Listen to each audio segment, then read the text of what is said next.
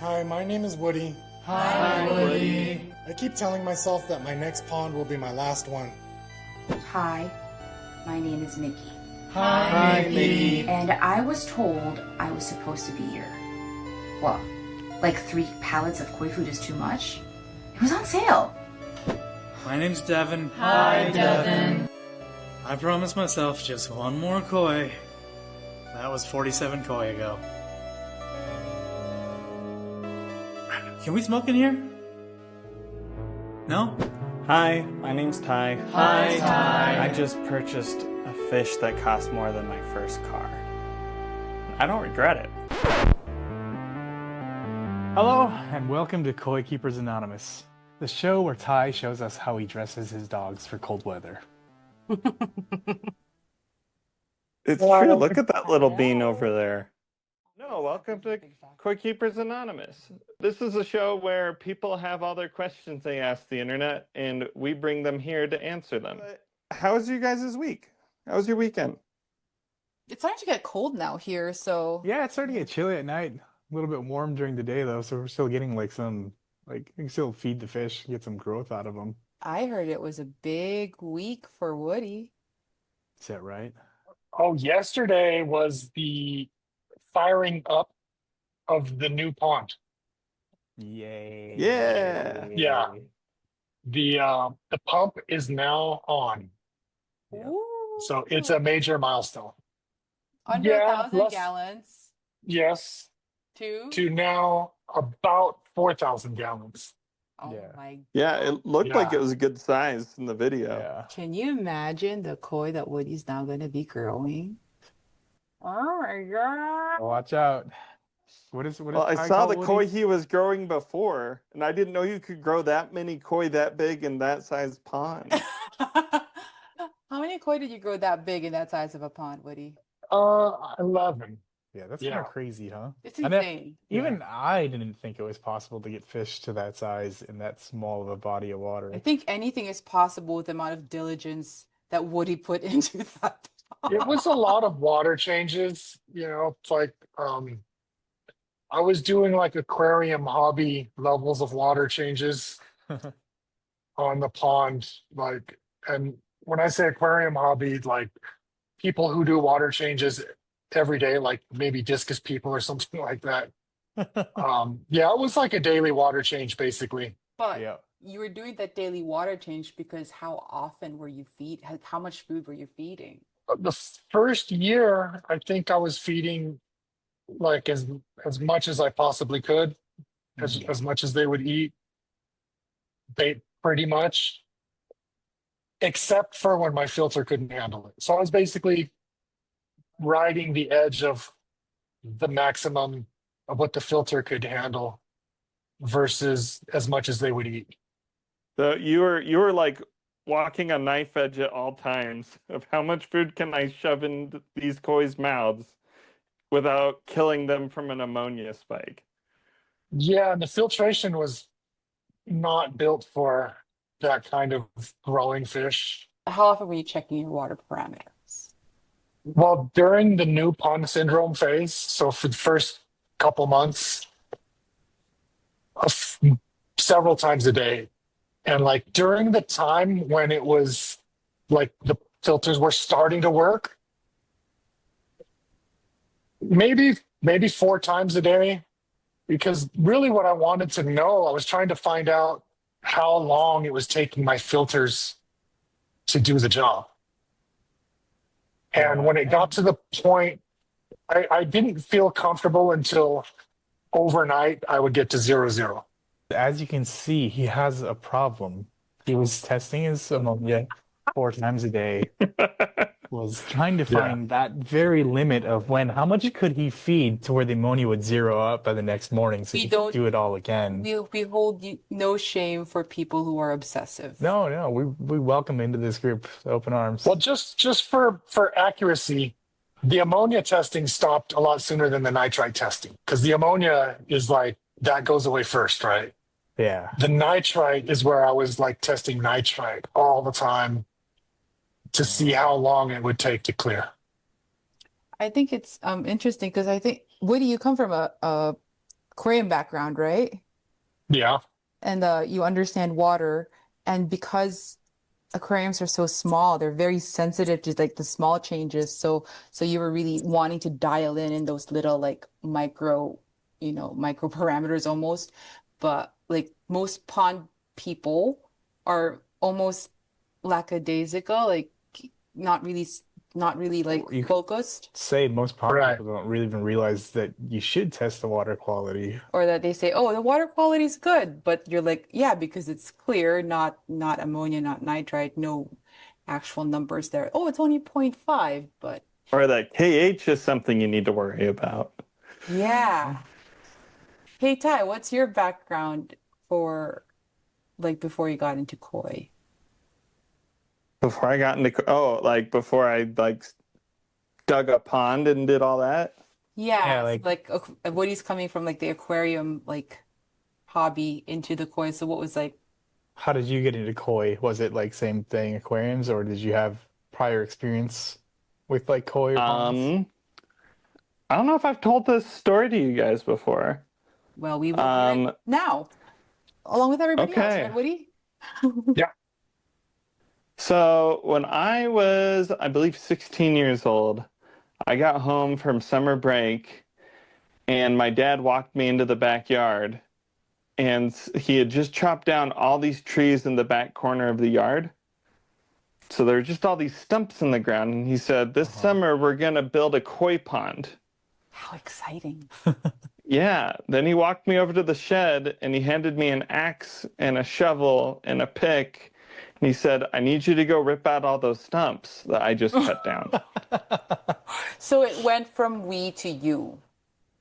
Yeah, it was the royal we. Well, he Yes, the royal. cut down the trees, obviously. You did a lot of the brunt of the No, work. he did the fun part, was cutting up the trees and piling them up on the side of the house. Yeah, so my introduction to koi was digging a pond for my dad. What was in that first pond? You know what? He had quite a few goldfish, a couple of koi, and there were some black moors that first summer that I don't think can winter well, so who knows what happened to them.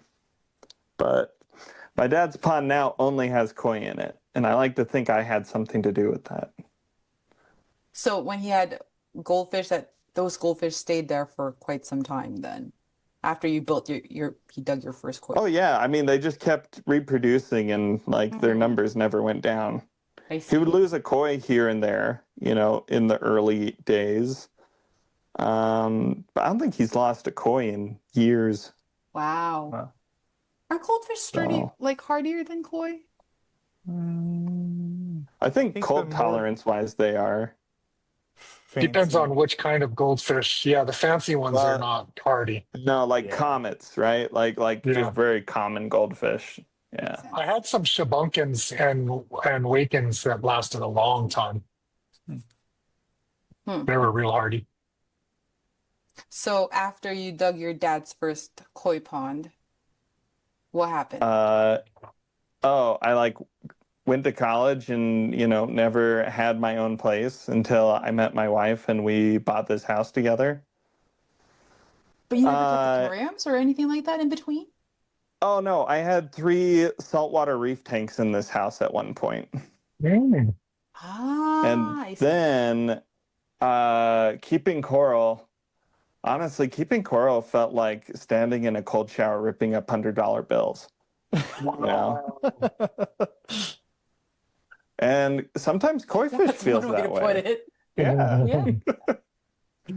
But But you're ripping yeah, it very, very slowly, very it delicately. hurts more that way. Instead of ripping the Band-Aid off, you just very slowly peel it off. You're prolonged. Yeah, no, we bought this house, we remodeled the main floor, and I had to get rid of all of the fish tanks because it just wasn't going to work. And the deal was I could build the koi pond I'd always wanted to build, but no more fish tanks in the house. So I don't have any fish tanks now. But I do have a koi pond I really am happy with, so. So is this your first koi pond? Yes. I had a that he temporary That's it. one I was keeping fish in while I was still building the one, but that is still the original one. This temporary pond came after I'd started building it. I think that's Oh. so First that's ones. so So, the story of the of people, right? They buy their fish and then they think about building their pond. well, it sounds like Ty started building his pond and then just couldn't wait and went out and bought some fish, so he had to get a temporary tank, But like I said, like a it's- typical addict, you know. Yeah, think- I did it all backwards. You're supposed to like build a not good pond, Yeah. right? Or an okay pond, get some fish, and then go, oh man, I need a better pond. Yeah, your pond is actually really impressive, especially for being like a first pond. It is the most ambitious first pond I've ever seen. it is Yeah. this is true. He This did is true. fiberglass by himself. That's crazy. I don't suggest explains a anybody lot. build a pond like mine for their first one. I mean, I think it's a great idea to do it, but I'm 4 years into building my pond now, hmm and it's technically not done because I haven't put the wood cladding on the outside yet. Yeah. It's done enough. Yeah, I it's think been it's done enough for a long time.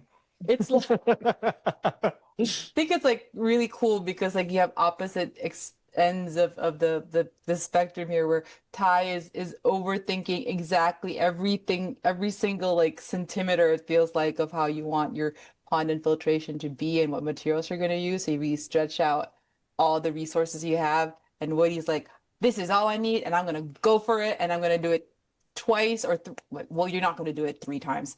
We understand that, but you know what I mean. It's Yeah. a completely opposite like way of approaching it. Neither which of it is wrong, I think, but No, it's interesting. Yeah.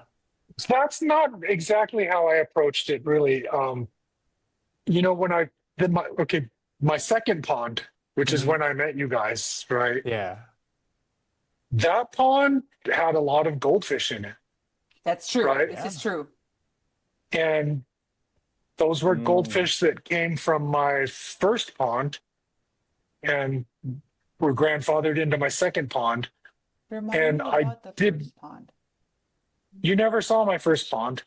I have a little video of it, but it was small. It was like 300 gallons and heavily planted. And it was filtered with a box filter. So it was a water garden.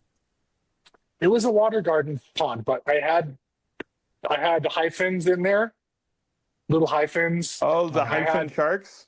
Yeah, I had some. I had Those some are of cool. those. I had shabunkins, and when I first built that pond, I bought 4 little koi, and over a season, like the next year, I had to give them away because they were too big. And so I bought more koi, and I said I just won't feed them that much because that first year I fed them too much. And I Mm. kept that next batch of koi in there for like 10 years, and they never got big because I fed very sparingly and I fed flake food. Mm. So Mm. 10 years later, my fish were still only, like maybe 5-6 inches long. Wow. And then they went into the second pond and Wait, how long God. did you say? 10 years, 5-6 inches long. 10 years, and they stayed 5 to 6 inches long. Mm-hmm. yep, Where you feed them like once or twice a week, kind of feeding them? yeah, exactly. A couple times I a had week and I flake had food. somebody. No, yeah. I had somebody come to my house when we were doing when I was participating in a pond tour, and the guy is like a professional. He tested my water, all this stuff, and he was like, "Yeah, I mean, this and this looks good, but your nitrates are way too high." And he's like, "How much are you feeding your fish?" I was like, "Oh, I'm feeding them like 5-6 times a day," and he's going, "You should be feeding them like once a week. Your nitrates should be at 0. I was like, "Oh, I okay." think you Then could he be... left, and then I just kept feeding my fish how I was doing it. But Yeah. I think it's interesting because again, Woody goes from 5 to 6 inches in 10 years to now 5 to 6 inches in 10 months. Well, more than that, but yeah. exactly. that's the idea. That's like the yeah, more than baseline. that. Yeah. But Woody spent all these years perfecting how little you can feed the fish. And now he's trying to figure out how much you can feed them. Yep. He heard that it was Yeah. more of a challenge to try to keep them small. Yeah. pretty much, but also that pond was heavily planted and the Mhm. plants were thriving. I let that one. So the first time when I had the fish that grew too big too fast, I Mhm. was also doing water changes on that pond. Mm. So I kind of stopped doing the water changes when I kept them small too. It's funny okay. though, because a lot of the times Mm. too, because we encounter a lot of people who are already like have been in the hobby for a long time, but I'm reminded often that, you know, most people who aren't like really like hardcore, who aren't part of this Koi Keepers Anonymous group, most people get that same advice that you only have to feed your fish Yeah. once or twice a week. And when we tell them, oh no, you can feed them so much more, they're like, what? Really? But Yeah. maybe it's not always the best advice when you don't have like Yeah, if they're not going to put the maintenance into keeping the water clean, or they don't have the filtration to handle that, you really got to be careful at the advice you're giving out. For exactly sure. exactly. Yeah. Wow. Should we get to our questions? Yeah. Cool. I So think Ty's really excited for these questions. I'm I excited. I have am. no idea what the question is. Yes, you don't. knows? And Okay. what I love is that I'm sure you guys thought it was just going to be like, why are my fish dying? You know, why is this those sorts of questions. But I managed to find quite a few questions in my hunting for questions that are not those questions. So, Mickey, I'm going to ask you to read the question that I sent you. And Devin and Woody, I actually also sent this to you because it's very visual what Mickey's going to be reading. My dealer trying to buy back my koi. What would be the right price with certificate? Dainichi Showa 57 cm Nisai bought for around $700 is not in Japan. Dainichi Showa Nisai female 57 cm. $700 is not in Japan. So he bought it. So it shows It's a jumbo tosai, I think. Is it 4 months? I think that's it what was it kept Yes. for 4 months. Jumbo Oh, tosai. yes. Grown for 4 months. It started off as 42 centimeters. And then now Now it's it's a a 57 57 cm. cm. How long did he say he kept it for? I'm guessing 4 months? 4 months is how long it was kept. How long he's had it grown. So in 4 months, he went from 42 cm to 57 cm. Is it 4 months? I mean, it doesn't say actually how Yeah. long. That would be how I would interpret that. And you see quite a bit of like sumi development on this fish. So the question is how much we would sell it for? No, like if you're buying it back. Oh, if No, we- his dealer wants to buy it back. Yeah. He bought it Well- for 700. Now the dealer wants to buy it back. So how Because much should I you sell it to the believe- dealer for? Just when a dealer wants to buy something back, that's a pretty big deal because Mhm. it's not often. I mean, when you're a dealer, you have a lot of fish. So wanting one more fish, that's kind of like, yeah, next level, right? Yeah. To be fair, this is a pretty good fish. Yeah. Although I always am a little bit sus when I see pictures and I don't know the source per se. Yeah, like Because there's a lot of things that you could, mhm. there's a lot of things that make it look different than how it looks in person. But And there's a lot of factors that go into it too. Like, is this in the hobbyist pond? Is this like in Japan? All that what's kind of found in thing. Japan, but yeah. But So I actually, when I came across this question, I recognized it from the post when I first saw it a long time ago. This dealer obviously wants to buy it when it was, or Obvi buy it when it was 15, 20 cm with no sumi at all. Look at the first pic. It barely has any sumi yet at 42 centimeters. Probably pay 200, 300 a piece. Then he grow it for 3 to 5 months and sell them for 700 as part of an event. It then raised in dealer mud pond as part of a grow out event. The pictures taken by the dealer obviously, and taken within a week of Mud Pond harvest. Check out on Instagram and you will get the detail of the event. This showa got beaten by another showa actually. Mud Pond raised, so I can't share you flow rates and stuff, but they use JPD koi food 8 times a day, totaling 3% body weight, and it's not in the UK. The fish is in Indonesia, hence the temperature is a bit warm, hence growing is easier. So that's some background information that we have about this fish. Cool. I mean, it's always, if the dealer's wanting to buy it back, I think I would figure out what they're offering and see if that's a price that you'd be satisfied with letting it go for, or you can negotiate back for that. But yeah, it's kind of like, it's always very case by case.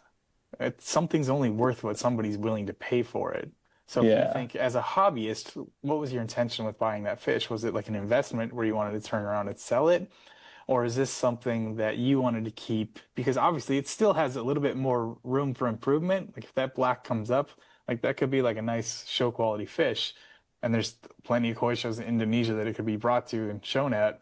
So as the hobbyist, I would ask myself, do I want to sell this or do I want to keep this and show it? Or am I gonna, it's been 4 months or whatever, how much profit do I want to turn around and sell it as like it was an investment? And how much do I want to gain from that? What do I think is fair? There's also something about social proof, though. If somebody wants something, then it makes you want it even more. Mm-hmm. And there's also this thing where whatever you have, you always feel like it's more valuable than if you're going to have to buy it. I think too, like the culture in the US is there's not much resale market in koi. Once it's kind of like owned by a hobbyist, it's pretty rare for you to like make a profit with it and sell. Being in Indonesia, that could be totally different culture there, where maybe they're more accustomed to like hobbyists selling fish to each other and stuff like that.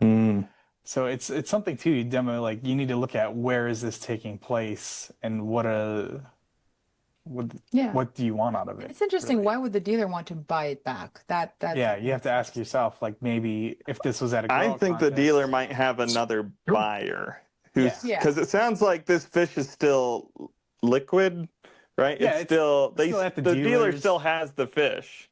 So Yeah. if they have somebody who's coming in and offering them a lot of money for that fish, and they're turning around to the person they sold it to and going, "Hey, I want to buy your fish back."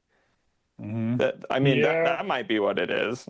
It says here, so he bought it for 700, and then deeper in the comments, it says he won the Growing Show, which was a $500 prize. So he's really only out $200 for the fish.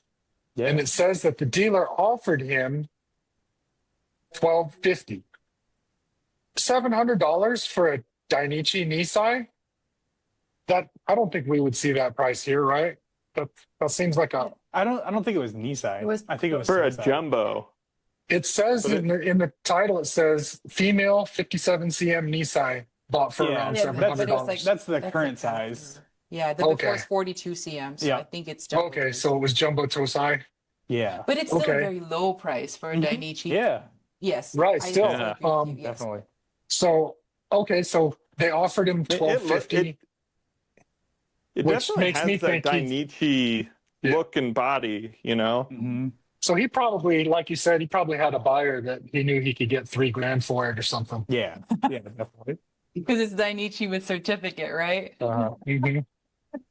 There's something about those certificates. I mean, if you were in that case, what would you guys do? Like, say a dealer approached you and said, "Hey, I want to buy the fish back." How do you think you would handle that kind of situation? First of all, so if I never had the fish, I don't have any emotional attachment to it, probably, right? Like, I don't know. I've never done an Azakari, so I don't know if people get attached to their Azakaris. Yeah. But I feel like I would probably not have an emotional attachment to it. And with that in mind, I might say, well, I would sell it back with maybe with conditions if I could get like, next time there's a batch coming in, let me pick from that or something, Yeah. Mm. Not. But Yeah. that's actually a good valid point because it is uncommon. So you already have, like you might have more More bargaining chips. bargaining Yeah. power than you realize. Mhm. What are Yeah, your I'll thoughts, I'll Ty? sell it back to you, but I also want first pick on your next shipment of Dainichi Tosai. Exactly. something. And then with the money that, if you're gonna get you have money to buy like 2 or 3 next time, right? Mm-hmm. Yeah. So What are your thoughts on that, Ty? I think that this dealer actually fell in love with this fish, and they want it for their own pond now. And that's what's going on. Ty is such a romantic. No, man, that's not what's happening. I am. But it is I mean, tell me if possible I'm to. wrong. Yeah. Like, oh no. Oh sorry. Yeah, you I saw just- the other part. Yeah. Oh man. Oh, it broke my heart when I saw that. What happened? I somehow skipped over that you top guys have comment. only. Yeah, Devin, Mickey, you've only heard like half the story so far. So Yes. he Don't look decided for he's it. going to keep the fish. Oh, okay. He or she, whoever this Yeah. person is, they want to keep the fish. And so the dealer shipped it to them along with the trophy that they won and some other things. Yeah. But they put those things in the box with the fish. Oh no. Let me guess. Trophy oh my punctured the. God, that's like, oh no. Man. But that's oh, that's so sad. So did it? There's a picture. Go look at the picture Oh, that's in the top no. comment. Oh my gosh. Very top comment. OP's comment. Oh my gosh, this is so sad. Oh no, that's just a video of it. It looks great though in the video. Holy Yeah. wow, it looks really nice in the video. I don't see the comment Oh wait. where they're talking about. Oh, there it is. There it is. Oh my God. Why would they? That thing looks heavy. Why would they do that? That's so sad. Well, at least they got a trophy. That never dies. I'd want my money back. Yeah, that's Just gotta ask the dealer if they want to buy it. fancy now. Yeah. Yeah, the comment under that says, "I'm so sorry. This feels intentional." Oh, wow. Like, Oh, all right. Now What we do you found think? we found Would a rabbit hole dealer- to go down? would a dealer know better than to ship a fish that way? I mean, So it you would. depends. I think so.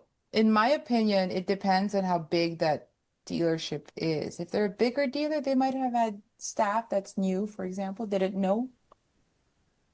I mean, yeah, you never know. Yeah, in our case, I don't think we would because You would think common it's sense too, would the say, risk is too high.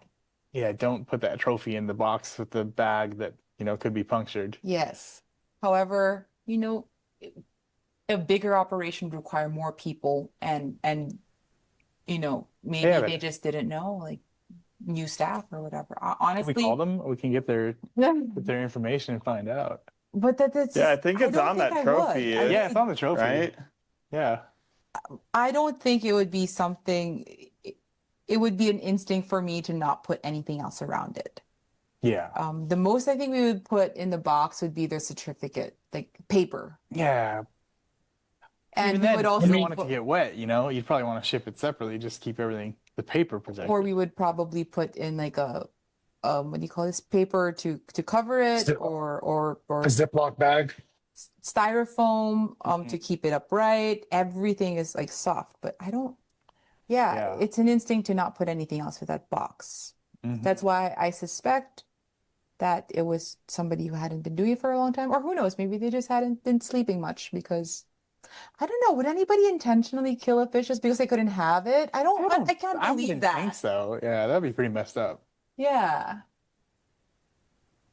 Yeah. We'll let The internet we'll let decide. the Redditors decide. Yeah. Yeah. Well, should we do our I next don't need to- question? I believe the next question is yours, Devin. Help before I spend a fortune and my conclusion is wrong. We used algicide maybe about 2 months ago to clear the water on the pond. When the water cleared, it looked like some of our fish had a little disease going on, so we used micro BSDT. Since then, we have been very unsuccessful in getting our ammonia level down, but I never tested it before. And I think even maybe what was on the fish was ammonia related and not disease related. I have tried adding beneficial bacteria and just got about 2 weeks ago Aquascape cold water bacteria and added it about 3 times. I reduced feeding for the fish down to 1 feed a day and have withheld it for a few days at a time as well. There is no food in excess. If anything, the food I am feeding right now is to sustain them so they don't starve. My plants were dying because of the ammonia, so they weren't any help. I tried partial water changes with this as well as numerous times. I have an Alpha 1 4.25, the original filter. I have 15 koi, most 12 to 16 inches in length, maybe 1 or 2 are 18. My pump is not the issue, it's been upgraded. My pond is 7,500 gallons. My conclusion, I think the filter is the problem, and now it's too small for the koi load. Can anyone else please concur or rule out other things that I haven't thought of? It's so expensive and I need to be sure. Thanks, community.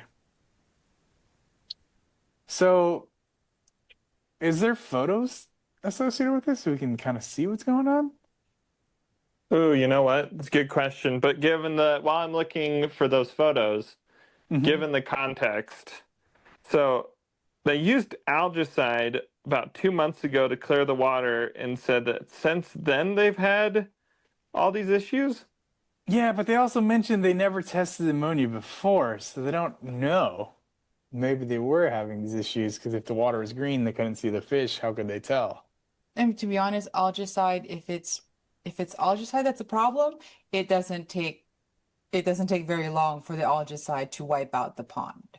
Yeah. If it's toxic to the fish, It's it's gonna gonna kill do the it fish instantly. Yeah. We've seen this firsthand. It's Mhm. quite rapid. Yeah.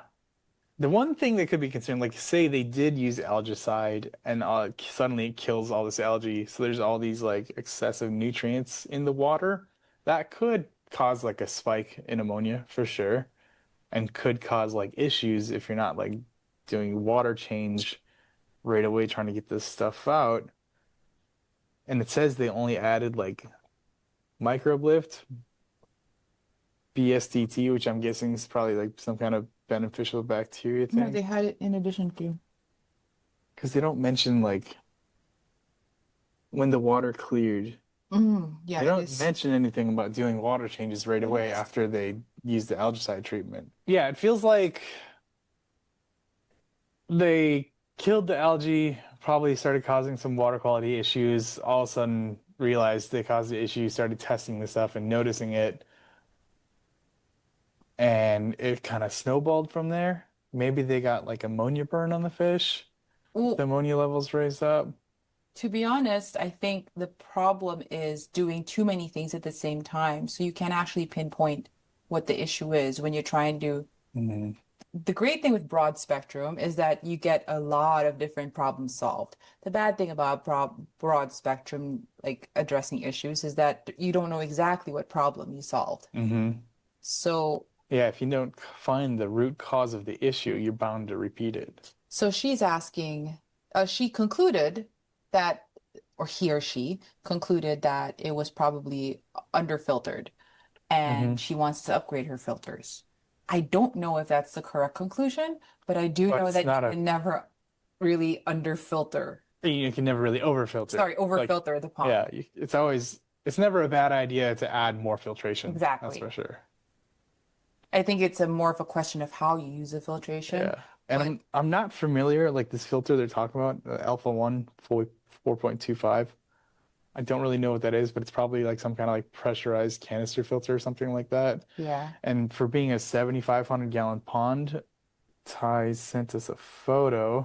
Although, too, another thing that I was thinking about is kind of like how Woody has this you and Woody have this discourse about the size of his old pond, Mhm. and Ty will tell me about how big his pond is. A lot of the times people tell us, oh, my pond is 7,000 gallons. And then we go there, it's like, oh, there's no way this is 7,000 gallons because it's much shallower or much deeper, or they haven't taken this into account. So, I actually, the Alpha 1 is a GC Tech skid filter with like oh, a bead filter. So actually, that's a pretty good filter. okay. Yeah. It's rated for 10,000 10,000 gallons, which, with filters, it's hard to actually determine what it's rated for based on water volume. It's more of like flow rate, Yeah. stocking density too. Is how you want to kind of like calculate what But- size filter you need. Even if she isn't correct about the filter being the problem, I think the solution is correct. It might not have been the filter that caused the problem, but the solution will always, you can't go wrong with it. Yeah. Man, if anything, like, I don't know if this skid filter contains like a UV light, but a UV light would be like a great addition to help keep like your water clear. So you don't kind of have these issues in the future if you're using algicides to treat the algae and then killing it all of a sudden all at one time and causing that huge like bioload. Yeah. Yes. Oh, well, here's the thing that kept getting me, right? They're saying that like their plants are dying. Like the ammonia is killing the plants, is what they were saying. I think if your ammonia is high enough to kill the plants, like your fish are done. Yeah. Right? And that's the Can thing, too. algicide kill the plants? It's almost like an instance of not enough information. Like, Yes. how are the plants dying? Are they like melting and dissolving, or are they being torn apart? Yes. What's your actual ammonia testing to? You're telling us you're testing it, but you don't tell us what it's reading. With the So like, there's a lot of. It's not great. Like, really, what is great? It's only at 1. Like, I don't think that's great. I think that's like something that's a little bit frustrating. Like in these questions, is people will say, "Oh, I tested the water." Be like, "Okay, but what were the readings when you tested it?" This is the information people need to know in order to help you in these instances. Well, here's the question. Have you guys seen The Fly with Jeff Goldblum? Yeah. Yeah. I mean, could algicide be the catalyst for creating a monster koi fish that is eating all the plants?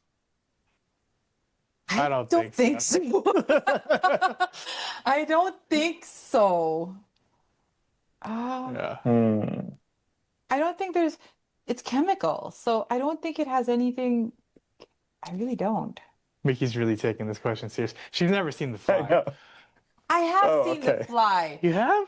I was very young and I blocked it from memory because Oh. it's kind of gross. When his eyeballs fall out, Stop. that's the best scene in the movie. Did they indicate exactly what kind of algicide they were using? No. I don't think See, so. those are the things that They I just think said, about yeah. when you're looking for Yeah. advice. Is information that is like We need specific information. Let us know what algicide you used. What was your ammonia level at? Photos of these issues with the fish. yeah. All these sorts of these Basically, ammonia, nitrite, nitrate, as many actual number photos of the plants water dying. parameters in actual numbers, photos of the plants dying, and the products that you've been using in the past. I don't know, within 2 or 3 days of the and like event. your actual maintenance routine too, instead of doing multiple water changes repeatedly, like what does that mean? Are you doing once a week? Are you doing 3 times a week? These I these know, are things that'll help like determine what's going on. because I know when Woody says I do multiple water changes, it's different from I do multiple water changes. What are you talking about? He does multiple water changes in one day. Yep. Yeah. So actual numbers really do help because everybody is a different Yeah. baseline. I want to set up one of those trickle in, trickle out systems. Where That's the there's just best. always a very small, steady water change that's Oh happening. yeah. Yes. So like a flow through. Yep. What are you going to be setting that up? Yeah. It's cool. It's nice because it ensures that you always have like a breath of fresh air for your fish. Yeah. You can make your system volume feel larger than it actually is Mm-hmm. Exactly. because you're always diluting out like the pollutants and toxins. Do you have thoughts tons. about the question, Woody? The algicide question. Yes. I mean, you guys already said it. There's not really enough information to Yeah. figure it out to solve that problem. I don't think. That's what makes a lot of these online questions hard, Mhm. Yeah. is not having enough info. But I really like her solution. Her solution is Yeah, the solutions, her thoughts are good. Like I think it's the right place. Like adding more filtration, you can't go wrong, for sure. See, I'm reminded sometimes the question is more important than the answer. If you can phrase the question correctly, you'll get the accurate answer. Mm-hmm. Is it Woody's turn for his question? Woody, will you please take a look at the question that I sent you? Okay. My pump blew overnight and I lost 5 koi fish. Currently have a hose running into the water to keep some oxygen flowing.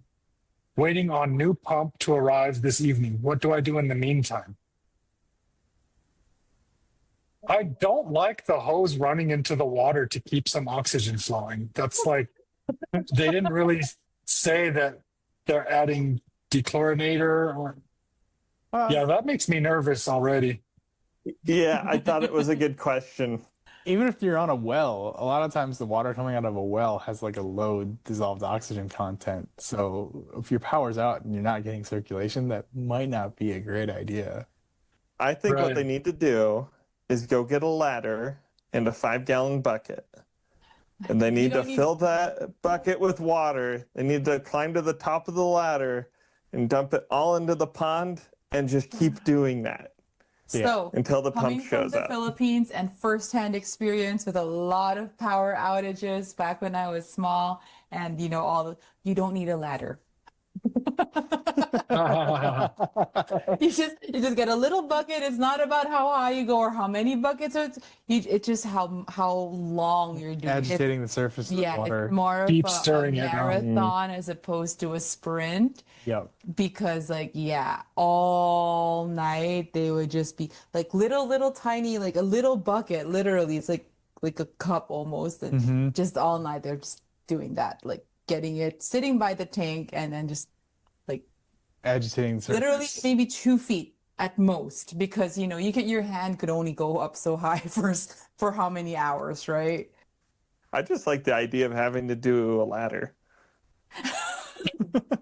Yeah, but if the power Like the outage neighbors an see you over hour- the fence, like, what are they doing? What are they doing? I mean, obviously you could have a backup generator. Not everybody's got space or means for Well, that. it was the pump. It was the pump that blew. So it's that's even true, with the yeah. generator. So Yeah. this is a good. I like the question because we do need to know, like, are there other ways to oxygenate your water if you don't have a pump?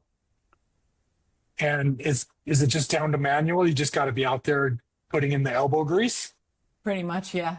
It works though. It works. What if you have an aerator though too? That's always a good backup. In case of, Basically, like, a he's pump saying failing. a backup is good, and Yeah.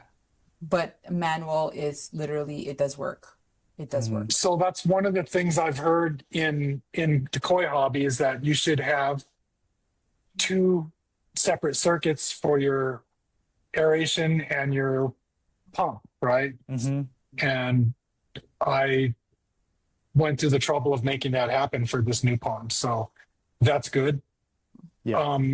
But that doesn't solve the problem of a downright power outage, which you're going to lose both of those. And then I do have a generator now, so I'm ready for that. But Yeah, I think Yeah, I need that's a to real invest dilemma. in a generator. yeah. But something Yeah. I did do with my pond is I think I have like 5 different circuits going into my filter room. hmm So I have two pumps, one going to the shower filter and one going to the moving bed filter. So if one of them ever did go out, I'm not completely like at the mercy of my pump going out. Are they both coming from bottom drain, or is one of them in? So I've got 3 bottom drains and then the skimmer, right? Those all come into the moving bed filter, and then I have the Don't they 2 go to pumps your, after them. Oh, I'm sorry. RDF They both first? go to my drum filter. They both go to my RDF. And then my 2 pumps are after the RDF. Yeah. I think he told you about your system. Yeah, I was hoping your bottom drains didn't go straight to your moving bed. But I was thinking that was a new way of doing it. No. I misspoke. He's excited. But yeah, like I think at a bare minimum, you should have like a air pump with a air stone that's like adequate enough, even if your pump dies or your pump is off, that it should be able to provide enough oxygen in your pond for the fish to survive until you can fix the pump. Like second case scenario, like say you have like a quarantine tank that you could set up in a worst case scenario, then if you're not able to get a pump to fix it or replace it in time, you can move your fish to that quarantine setup where they could have, water that's moving around and aerating the water. So there's multiple different things to be prepared, or like, a whole quarantine setup might be more expensive than just buying a second pump to have on hand just in case of instances like this. It all kind of depends. Oh, in a pinch, what you could do if it goes out is go get bags and get an I oxygen. thought you were pinching yourself. No. I'm scratching. Go get bags and oxygen canisters from like Home Depot. Put all the fish in a bag and oxygen, wrap it up like as if you were you just bought it, and keep it there. Like 24 hours, yeah. Yeah. That'll be okay. You'd have to repack. You'd have to repack. Yeah. But if you have no other choice, Mhm. pack them up as if they're going to be shipped. going to be shipped. Yeah. Interesting. Oh, that is so smart. I would not have even thought to do that. No, that's definitely like pro level save. Yeah. You gotta know how to pack your fish. Yeah, that's Also, like when you have so many fish, you can't have that much equipment, You gotta have something in your back pocket. yeah. But yeah, it's the only way you can do it. Worst case scenario. Mm-hmm. I think we mentioned too, like also you could add hydrogen peroxide to the water to oxygenate it. I think Just you have be to be careful that you don't overdo it because you can burn the fish Yes. by adding too much hydrogen peroxide. You have to do And like you off the have to- top of my head, it's like 1 quart per 4,000 gallons, but make sure you look it up before you actually do it. Yes. Because I'm not certain. I'd have to look it up as well. Yeah. I did not know that was a thing you could do. It is a thing you could do. It does bring up the DO really fast, but you do have It's to be not careful. yeah, it's not sustainable. Yeah, I've heard of using hydrogen peroxide to neutralize potassium permanganate Oh, before, that's my favorite. Yep. Yeah, but I didn't know you could do it to add oxygen. yeah. It also helps kill algae as well. Yes. Yes. It's not a quick fix for the killing algae, No. but it does help. Yeah. But you do have to be careful. It's not. Yeah, it's an oxidizer. Mhm. So it's still a powerful tool that you gotta respect. Well, I think did you guys have any other thoughts about this question? I mean, it's like a nightmare scenario for all koi keepers, I think. So But- why did you have to stir up these emotions in us, Ty? You don't want to have the nightmare situation, but knowing that you have an option in these nightmare situations makes you feel a little bit better about it, right? Yeah, yeah. Well, my last thought about that is like, so I said I didn't like the hose in there, but if I had plenty of dechlorinator and I dechlorinated the whole volume of the pond, I would definitely just like spray Yeah. the surface and really try to, they didn't say what they were doing exactly with the hose. Just moving water around, I think maybe might not be enough. I would like really spray the surface and move it around. I Yeah. thought it was interesting that you really clung on to the hose in the pond because that is a number one that might actually kill the fish before Exactly. Yeah, before less power toxic put in. would. A lot of people make that mistake, right? That is the most common way that anybody, no matter how long they've been in the industry, that is the number one way that they actually kill their fish by leaving their water on. So, yes. I feel like I am very lucky I have not done that yet. I have a timer on my hose bib.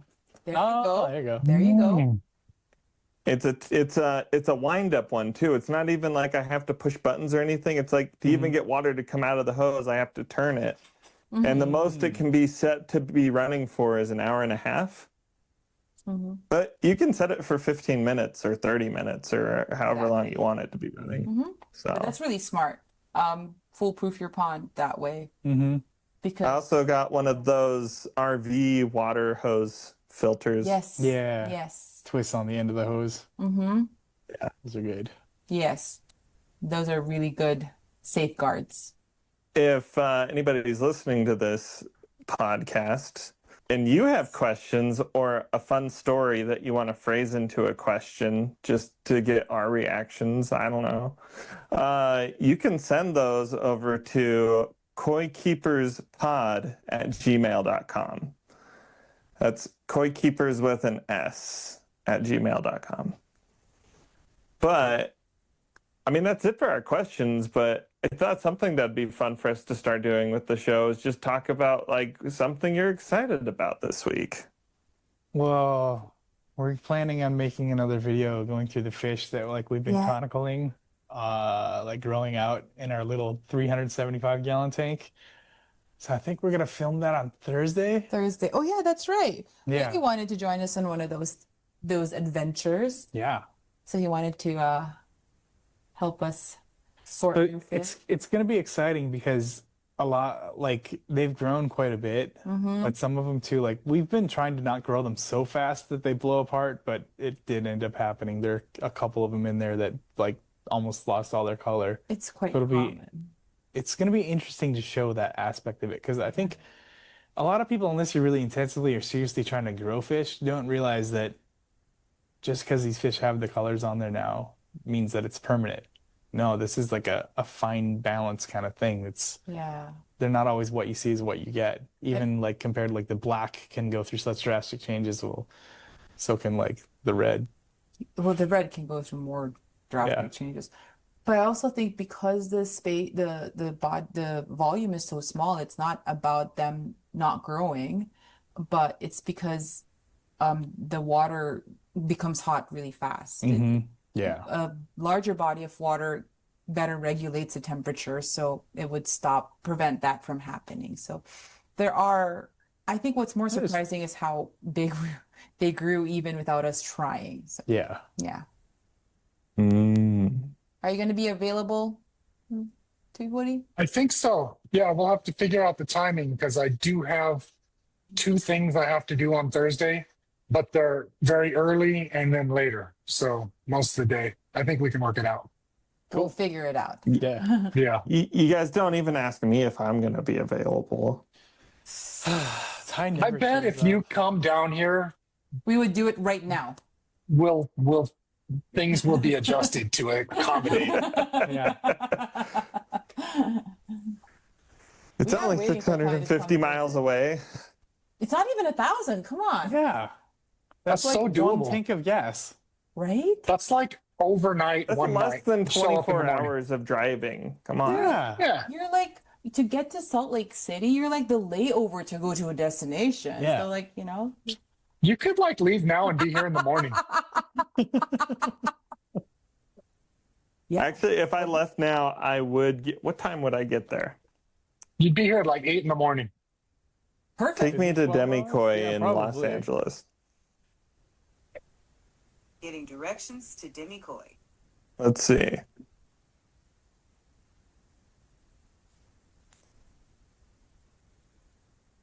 9 It's hours. not even backwards? 10 hours. That's 12 hours. That's it. Nothing. That's Jeez, that's a little. That's like a little bit of overtime on a workday, you know. yeah. Oh, it's 674 hours from my front door to your shop. 674 Hours? hours. Now that's a lot. Yeah, 674 hours is a lot. I think he You're exaggerating. Miles. Yeah, Or you could just get on a plane. yeah. It's probably like $30 on Spirit Airlines. It's probably gonna take just as long. Yeah. just 3 layovers. Right? Spokane and then Phoenix and then Denver and then finally I get there. Yeah. Yes. Yeah, that sounds about exactly. right. But we are waiting for you here. Yep. Yeah, Ty. Nah, I so need to that's get that's over there. obviously what you're looking forward to this week, right? No. So you guys came on that live stream that me and Aaron were doing the other day. Yeah. And Sarah, bless her heart, she was like tuned in and watched the entire thing from start to finish. Did you? Nice. It's awesome. Yeah, when I went downstairs, she's like, "So do you need one of these heat pumps?" Like, Oh yeah. that's so sweet. I know.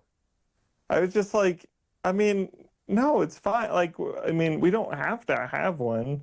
She's like, but would it help, like, you know, make like with the fish's health and things, like coming out of the spring and stuff? I was like, I mean, yeah, it would make things easier on them and stuff. She's like, yeah, so let's get it. Sweet. So, She's so sweet. heat pump. Yay. We very much could be doing that soon. So So now I'm just They're for looking the at win. them and trying to figure out what to get because I know nothing about them. Should probably consult Aaron. Probably. Yeah. Well, I they have probably different should stuff over consult there. Aaron. That is true. They do.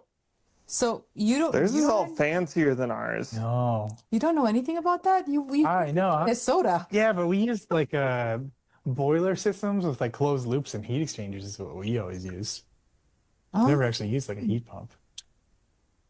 Hmm. well, there's an option though. Maybe Yeah. because like Aaron was talking to him about what they have over there. Mhm. Maybe there's options for something here that's different from Ty's, from Aaron's, and they can compare notes. Is your heat like a heat Yeah. pump? Is that run on natural gas or is that electric? No, it's electric. So it's easy it's to basically install. like a mini split for your pond, right? It's kind of a Pretty much. Yeah.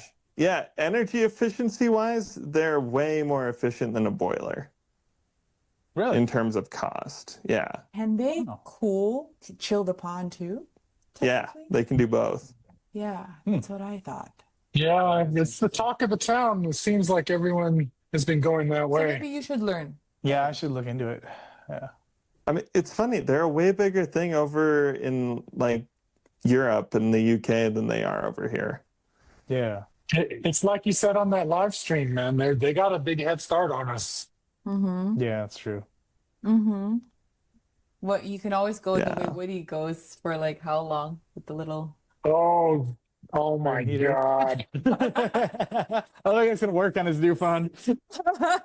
I'm not sure What it'll would you- work on what'd you your say? new pond. The aquarium heater. I don't think it's gonna work on Oh your new no, pond. no, no.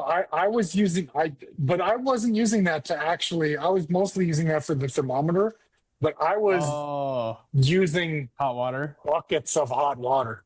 Yeah. That's right. Talking about buckets and ladders. But also too, like we don't get as cold over here, so it's a lot easier to warm up the pond with like some buckets of hot water. Yeah, I was just trying to hold it at like 64 and I didn't do that through the winter, just to kind of extend it'll get an extra few weeks at the Yeah. end of the Mm. season. But that's crazy. I don't recommend it. Well, I mean, we are Koi Keepers Anonymous, so there's no shame here, Woody. Yeah, We're Yes, let's just keep this between us, please. sure. Yeah. But what are you excited about this week, Woody? Yeah. Well, now that you've mentioned that sorting thing, that's something to be excited about. I want to see what's going on there. Yeah. He's So gonna when you do guys all do the the stuff he video- actually say he needs. And you're showing like a fish that's blown out that's made it to this third round of your selection process. Yeah. Are you gonna show like a before, middle, and after? Yeah, we are. For sure, like Some of those? before, like for sure, like the middle, it'll be easy, I think, to show. Mhm. We're gonna see if we can try to like or before too, but Yeah, it's see how Why much don't you like go? we want to get into the woods with editing. when we first. I mean, just Be with honest. one. You don't need to do it with every single one of Well, I them. think it's interesting to see I think yeah, everything. the whole point is like we've been tracking these fish. We kind of want to show all the fish, like how they've progressed. Exactly. When we started doing the first video of the sorting thing, we just turned on the camera and just, well, Yeah. don't know where it's going, don't know how it's going to happen, but we'll just capture what we actually do, because I guess Yeah. some people thought it was interesting, Mhm. and shared it. And then now we're trying to like build structure where I think it would be interesting to actually put them side by side. Mm-hmm. Devin would Yeah. do it a lot for the mud ponds in Minnesota, Yep. and it was really interesting, especially when they changed a lot. There are small changes sometimes it's barely noticeable unless you look at the first picture and the last picture, and everything in between you just ignore. But every now and again you have some really interesting changes that Yeah. it's fun to like see side by side. So, Devin, when you were at Maruto, did you guys ever do that sort of thing? Like comparing fish photo, like side by side kind of stuff. Yeah, like Or- the fish's progress. Yeah, definitely. Like all fish going out in the mud ponds, it's all recorded. Like what's in what pond, how many numbers, Mhm. photos of them going in like before, and then like Oh, so when you guys pull them out, you immediately see what's changed. yeah, Well, awesome, guys. Thanks for This was fun. joining me. This is a lot of fun. I look forward to next week. our pleasure. Yeah. Yeah. Me See you too. at the next meeting, right? Yeah, Go for it, Devin, Devin. will you Alright. will you sign us off? I will sign us off tonight. Dear Koi, grant me the serenity to accept the Sumi I cannot change, the courage to choose my Koi, and the wisdom to remember to turn off the hose. Amen. Amen. Amen. Good job, Dev. Good job. Go forth and prosper, fellow koi keepers. Yep.